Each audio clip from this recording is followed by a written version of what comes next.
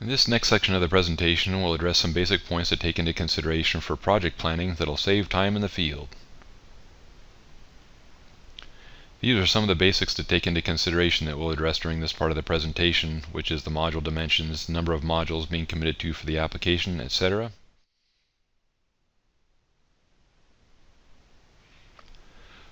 So as previously referenced, one of the very first things to take into consideration is the module being committed to for the application, which includes its width and the length of the module, and confirming that the return flange is 2 inches or less to go onto the clip, in addition to confirming the space on the roof being committed to for the application. This slide references some basics to take into consideration to define the east to west layout spacing and also the north to south layout space.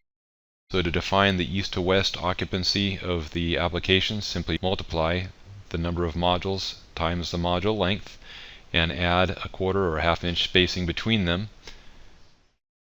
For the north to south layout spacing, simply multiply the number of modules by the module width and add 19 inches between all the modules, with 18.5 inches extension off the far north side and far south side.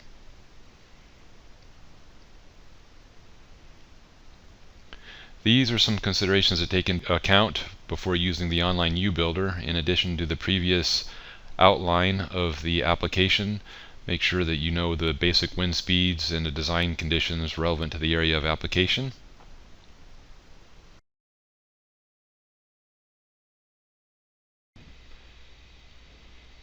In high seismic areas, UNIRAC follows the unattached method per document PV1-2012 from the Structural Engineers Association of California.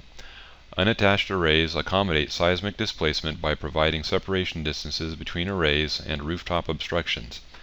In some cases, a quantity of roof pads may also be needed to meet SEOC minimum friction requirements.